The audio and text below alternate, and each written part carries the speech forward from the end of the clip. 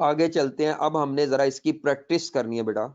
आपके माइंड में अगर कोई क्वेश्चंस हैं तो उम्मीद है कि ये जो मैं एग्जांपल्स करवाऊंगा ना, इन एग्जांपल से भी काफी हद तक आपके वो क्वेश्चंस कवर हो जाएंगे जी। ठीक है जी, तो हम एग्जाम्पल नंबर 1 पर आते हैं। एग्जाम्पल वन में वो हमसे क्या चाह रहा है, वो प्रोडक्शन कॉस्ट और नॉन प्रोडक्शन कॉस्ट के जो एलिमेंट है, प्रोडक्शन कॉस्ट का मतलब प्रोडक्ट कॉस्ट और नॉन प्रोडक्शन कॉस्ट बेटा कहते हैं पीरियड कॉस्ट को। तो वो हमें पता है क्या कर रहा है, उसने हमें ये डिफरेंट एक्सपेंसेस की या कॉस्ट की लिस्ट दी हुई है ये, और ये ऊपर कैटेगरीज दी हुई हैं। अगर हम क्वेश्चन को पढ़ें तो वो कहता है a company manufactures and retails children garments. ये कोई बच्चों के गारमेंट्स बना के बेचते हैं, मैन्युफैक्चरिंग बिजनेस है। आपसे क्या कहा गया है, you are required to group the cost which are listed below. कोई 1 से 20 तक या 12-15 कॉस्ट एक्सपेंसेस दिए हुए हैं, आपने उनको इन कैटेगरीज में डिवाइड करना है कि हर एक्सपेंस जो है वो इनमें से कौन सा एक्सपेंस है, डायरेक्ट मटेरियल है, डायरेक्ट लेबर है, प्रोडक्शन ओवरहेड या फैक्ट्री ओवरहेड है, सेलिंग डिस्ट्रीब्यूशन कॉस्ट है, एडमिनिस्ट्रेशन कॉस्ट और फाइनेंस कॉस्ट है। जी बेटा, आपको ये क्वेश्चन करने के लिए जो ये एक्सपेंसेस हैं, आपने इनको गैस नहीं करना, आपने इनका एनालिसिस करना है। तो आप एनालिसिस के बाद इसके नतीजे पे पहुंचेंगे तो वो ज्यादा बेहतर होगा। अगर आप एनालिसिस नहीं करेंगे फिर ये मुश्किल हो जाएगा। तो 1 बाय 1 चलते हैं। ये याद रखिएगा कि बिजनेस की जो प्रोडक्ट है वो चिल्ड्रन गारमेंट्स है। ये कपड़ा लाके उससे बच्चों के गारमेंट्स सी के बेचते हैं, मैन्युफैक्चर करके। तो सबसे पहला एक्सपेंस जो उसने दिया हुआ है, लुब्रिकेंट्स फॉर सीविंग मशीन्स। अब पहले सिचुएशन को एनालाइज करना है। वो क्या कह रहा है, वो कहता है जी लुब्रिकेंट्स फॉर सीविंग मशीन्स। इसका मतलब ये है कि ये फैक्ट्री में अपनी तो मशीनों की मदद से गारमेंट्स सीते हैं। तो वो जो मशीनें हैं ना, उन मशीनों में ऑयल और ग्रीस की जरूरत होती है ताकि वो मशीनें जैम ना हो जाएं। क्योंकि जो गारमेंट जब सिए जाते हैं तो उनसे बुर उड़ती है और वो मशीनों में फंस जाती है। तो वो ये कह रहा है कि हम सीविंग मशीन को लुब्रिकेंट्स ऑयल ग्रीस ये देते हैं। तो ये जो ऑयल एंड ग्रीस है ये एक मटेरियल है। अब सवाल ये पैदा होता है कि ये ऑयल एंड ग्रीस क्या गारमेंट का हिस्सा बनता है? जब गारमेंट फिनिश प्रोडक्ट में कन्वर्ट होता है तो क्या ये ऑयल एंड ग्रीस गारमेंट का पार्ट के तौर पे नजर आता है? तो तमाम स्टूडेंट का ये जवाब होगा कि सर ये तो बड़ी मजाक वाली बात है कि ग्रीस तो गारमेंट का पार्ट नहीं बनती, ग्रीस तो मशीन का पार्ट बनती है। और उस मशीन से हमारी वो लुब्रिकेंट से हमारी मशीन जो है वो हम उसको रवां रखते हैं और हमारी प्रोडक्शन में कोई ब्रेकेज या ब्लॉकेज नहीं आती। तो बेटा ये जो लुब्रिकेंट्स फॉर सेविंग मशीन है, पहली चीज है ये एक्सपेंस कहाँ पे हो रहा है, फैक्ट्री में हो रहा है। दूसरी बात इसमें यह है कि ये प्रोडक्ट का पार्ट नहीं बन रहा। तो जो मटेरियल भी प्रोडक्ट का पार्ट ना बने वो इनडायरेक्ट मटेरियल या वो फैक्ट्री ओवरहेड्स का पार्ट बनेगा। तो तमाम वो खर्चे जो फैक्ट्री के हैं और वो प्रोडक्ट का पार्ट बनने वाला मटेरियल नहीं है, तो ये जो कॉस्ट है ये हमारे फैक्ट्री ओवरहेड्स का पार्ट बनेगी जी। ये मैंने सारा एनालिसिस किया है। आपके दिमाग को ये सोचना है। सबसे पहली सोच आपके ज़हन में आनी चाहिए कि ये एक्सपेंस फैक्ट्री का है या नहीं है। अगर ये फैक्ट्री का है तो फिर इन तीनों में से कोई एक होगा। अगर एक्सपेंस फैक्ट्री का नहीं है तो इन तीनों में से एक होगा। तो लुब्रिकेंट्स ऑयल एंड ग्रीस को कहते हैं। अगर मैं यहाँ पे क्लॉथ कह दूं ना, नीचे कहीं लिखा होगा, अगर मैं क्लॉथ कह दूं तो बेटा क्लॉथ जो है वो गारमेंट्स का पार्ट बनता है, वो एक मेजर पार्ट होता है, फिर वो डायरेक्ट मटेरियल होगा। लेकिन यहाँ पे नहीं कहा हुआ उस, हाँ लिखा हुआ है cost of the cloth used in manufacturing the baby garments. तो ये भी फैक्ट्री की खर्चा है, और ये क्योंकि क्लॉथ एक एसेंशियल पार्ट है और मेजर प्रोडक्ट की शेप डेवलप करता है, तो बेटा ये डायरेक्ट मटेरियल कॉस्ट है। बस मैं इस तरह डीएम लिखूंगा, डायरेक्ट मटेरियल कॉस्ट। उसके बाद जो तीसरा एक्सपेंस है, USB charges for journal office computer. Journal office admin office को कहते हैं। तो एडमिन ऑफिस में कोई कंप्यूटर है जिसके लिए आपने यूएसबी परचेज किया है, तो वो जो यूएसबी के चार्जेस हैं जो ऑफिस कंप्यूटर में इस्तेमाल होगी, तो ऑफिस में जितनी भी स्टेशनरी और इक्विपमेंट इस्तेमाल होते हैं इस तरह के, उनके चार्जेस हमारी एडमिन कॉस्ट में आएगी। तो ये एडमिन कॉस्ट है क्योंकि ऑफिस का लफ्ज आ गया है, ये फैक्ट्री का नहीं है। याद रखें जब भी किसी एक्सपेंस के साथ फैक्ट्री आएगा, वो एक्सपेंस हमारा ऊपर मटेरियल लेबर एफओएच में आएगा। बाकी जिसके साथ ऑफिस आ जाए वो एडमिन एक्सपेंस है। हम इस बहस में नहीं पड़ते कि चाहे वो ऑफिस फैक्ट्री में हो या फैक्ट्री से अलहदा हो, ऑफिस का कोई भी एक्सपेंस है बेटा वो एडमिन एक्सपेंस है। तो मोस्टली हम ये मुराद ऑफिस से मुराद हेड ऑफिस के साथ जो ऑफिस अटैच होता है वो लेते हैं।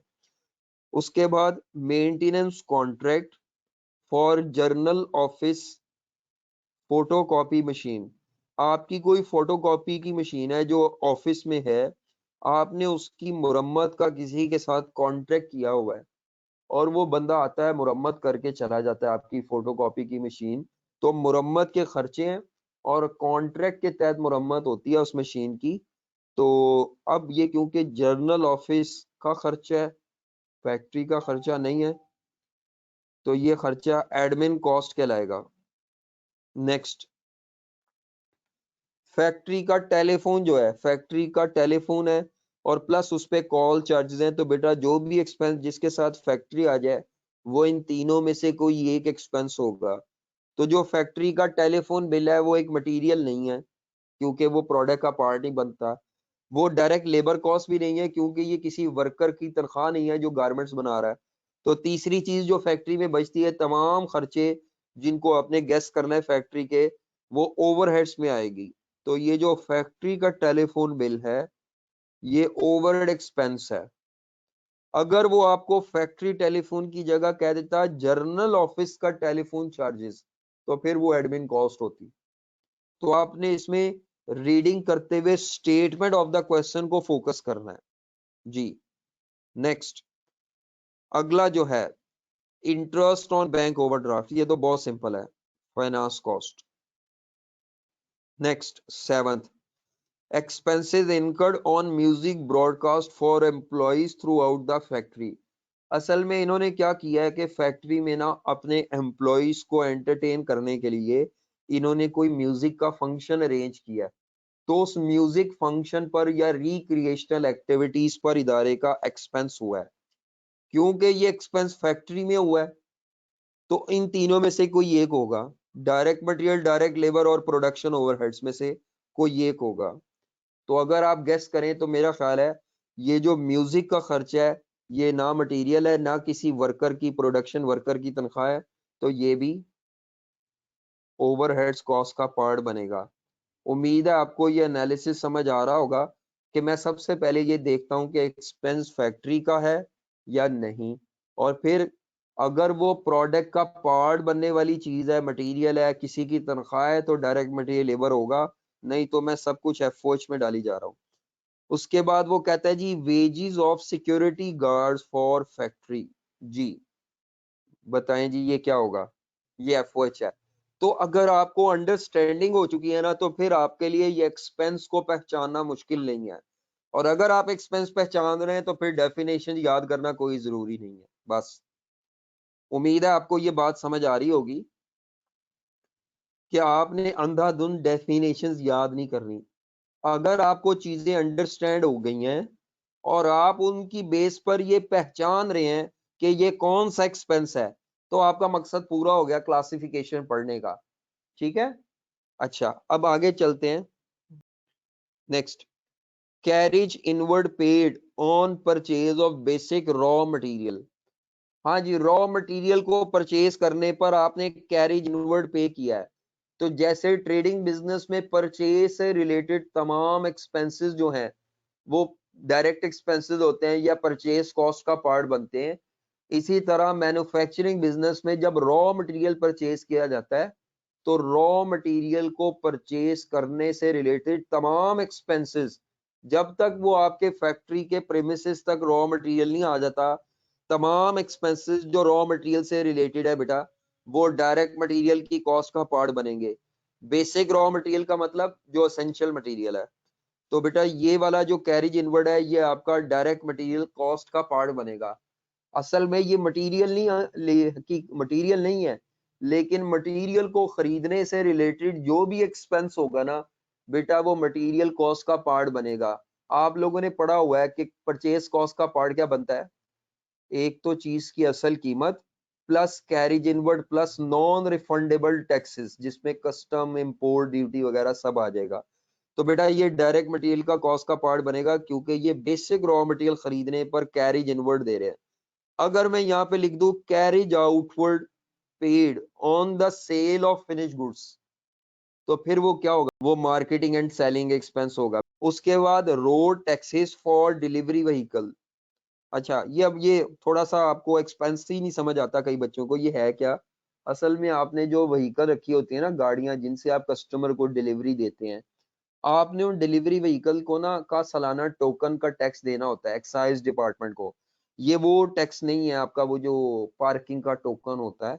रोड टैक्सेस का मतलब एक्साइज डिपार्टमेंट को जो आपने सालाना टोकन लगाना होता है वो एक्सपेंस है। क्योंकि डिलीवरी व्हीकल सेलिंग डिपार्टमेंट में होती हैं, फैक्ट्री में नहीं होती। तो बेटा ये जो डिलीवरी व्हीकल से रिलेटेड कोई भी खर्चा होगा ये हमारी सेलिंग और डिस्ट्रीब्यूशन कॉस्ट में आएगा। उसके बाद पार्सल भेजने में, कस्टमर को पार्सल देने में, जो कस्टमर ने आपको ऑर्डर किया है ना, आप उसको ऑर्डर डिलीवर करने के लिए जो पार्सल में पैक करते हैं, आप उसको पार्सल सेंड कर रहे हैं। तो कस्टमर को जो पार्सल सेंड करने का खर्चा है वो भी सेलिंग एंड डिस्ट्रीब्यूशन कॉस्ट का खर्चा है। उसके बाद वो कहते हैं जी हम टेलीविजन पे, टीवी पे एडवर्टीजमेंट कर रहे हैं, तो वो एडवर्टीजमेंट की कॉस्ट भी हमारा सेलिंग एंड डिस्ट्रीब्यूशन का खर्चा है। ऑडिट फीस, जी ऑडिट फीस किस में आएगी? हम ऑलरेडी पीछे एग्जांपल में लिख चुके हैं कि ऑडिटर फैक्ट्री में नहीं होता, हेड ऑफिस में या जर्नल ऑफिस में होता है। तो ऑडिट फीस एडमिन कॉस्ट है। चीफ अकाउंटेंट, उसकी सैलरी, चीफ अकाउंटेंट क्योंकि फैक्ट्री में नहीं होता बेटा, वो हेड ऑफिस में बैठा होता है और हेड ऑफिस में ही उसका काम है, इसीलिए चीफ अकाउंटेंट की सैलरी एडमिन कॉस्ट है। उसके बाद नेक्स्ट 15वां एक्सपेंस क्या है? Wages of the operatives, operatives कहते हैं वर्कर को, wages of the workers in cutting department. अब अगर आप अपनी प्रोडक्ट देखें तो प्रोडक्ट का नाम है चिल्ड्रन गारमेंट्स। तो असल में गारमेंट बनाने का काम जो है ना उसके नॉर्मली 3 डिपार्टमेंट्स में ये काम होता होगा। मैं आपको समझा रहा हूँ, आपको नहीं पता। तो चिल्ड्रन के जो गारमेंट्स हैं, गारमेंट्स बनाने के लिए जो पहला काम है वो कटिंग डिपार्टमेंट में हो रहा होगा। कटिंग के बाद जो दूसरा काम होता है उसको कहते हैं स्टिचिंग, नॉर्मली इसमें ऐसे ही होता है। और फिर फिनिशिंग, उसको पैक शैक करना है, फिनिशिंग इस्त्री करनी है, प्रेस करके उसको पैक किया जाता है। तो पहला डिपार्टमेंट कटिंग है, दूसरा स्टिचिंग है, तीसरा फिनिशिंग है। तो असल में आपने ना कटिंग डिपार्टमेंट में कुछ वर्कर रखे हुए हैं जो आपका कपड़ा काटते हैं। तो तमाम वो वर्कर जो प्रोडक्ट बनाने में मसरूफ होते हैं, तो उन तमाम वर्कर की जो वेजेस होती है उसको हमने कहा था हम डायरेक्ट लेबर कॉस्ट कहेंगे। ये कटिंग डिपार्टमेंट प्रोडक्ट कट की जा रही है और कोई कट नहीं कोई चीज की जा रही। तो कपड़े को काटने के लिए जो वर्कर्स हैं उनकी वेजेस को हम डायरेक्ट लेबर कॉस्ट कहेंगे, क्योंकि एक गारमेंट या एक टाइप के गारमेंट काटने में कितना टाइम लगता है वो हम उसमें ट्रेस कर सकते हैं। उसके अलावा नेक्स्ट 16th जो है वो क्या है? Cost of painting the advertising slogans on delivery vans. आपने अपनी वैन पे ना कुछ अपने इदारे के स्लोगन एडवर्टाइज करने के लिए पेंट करवाए हैं। स्लोगन्स क्या होते हैं? जैसे फॉर एग्जांपल वेव्स का नाम ही काफी है। ये जब फिक्रा पढ़ते हैं नाम ही काफी है तो फौरन आपके ज़हन में आता है कि ये स्लोगन तो वेव्स वालों का है। तो इस तरह हर इदारे के अपने कुछ स्लोगन होते हैं जो उन्होंने मार्केटिंग पर्पस के लिए, पॉपुलैरिटी के लिए रखे होते हैं। तो वो जो स्लोगन है वो आपने पेंट किए अपनी वैन्स पर, तो ये मार्केटिंग का खर्चा है, सेलिंग डिस्ट्रीब्यूशन में आएगा। Wages of the store keeper in material store room, raw material का जो स्टोर रूम है क्योंकि ये फैक्ट्री में होता है, तो रॉ मटेरियल का जो स्टोर रूम है उसमें जो स्टोर कीपर है, स्टोर कीपर का काम प्रोडक्ट पे काम करना नहीं है। उसका तो काम है कि रॉ मटेरियल की का ख्याल रखे, और जैसे ही प्रोडक्शन में या फैक्ट्री में रॉ मटेरियल यानी कपड़ा मांगा जाता है तो वो इशू कर देता है, लेकिन वो प्रोडक्ट नहीं बना रहा होता। तो ये जो store keeper, security guard, supervisor, helpers, इन तमाम लोगों की जो वेजेस है वो इनडायरेक्ट लेबर कॉस्ट होती है, और ये एफओएच में आएगी। उसके बाद आखिरी एक्सपेंस है wages of forklift driver who handle raw material. Factory में मटेरियल जो होता है वो बड़े बड़े पैकेट्स में, बॉक्सेस में होता है, तो वो जो बॉक्सेस हैं वो हाथ से नहीं उठाए जाते, उसके लिए लिफ्टर होता है। तो आपने लिफ्ट का एक ड्राइवर रखा हुआ है या ड्राइवर रखे हुए हैं जो आपका रॉ मटेरियल हैंडल करते हैं, मतलब उसकी लोडिंग अनलोडिंग करते हैं, उसको जाके स्टोर में रैक्स पे रखते हैं, और उसकी फिर जब जरूरत पड़ती है बड़े बड़े कार्टन्स की, वो फिर रैक्स में से निकालते हैं लिफ्टर के जरिए। तो वो जो लिफ्ट का ड्राइवर है ना, फॉग लिफ्ट का, उसकी वेजेस है, क्योंकि ये लिफ्ट का जो ड्राइवर है ये प्रोडक्ट नहीं बना रहा, वो बंदे जो गारमेंट्स बनाने में मसरूफ है ना, सिर्फ उनकी वेजेस डायरेक्ट कॉस्ट है, बाकी तमाम वर्कर की जो वेजेस है वो इनडायरेक्ट लेबर कॉस्ट है। ले जी, ये एग्जांपल हमारी मुकम्मल हो गई।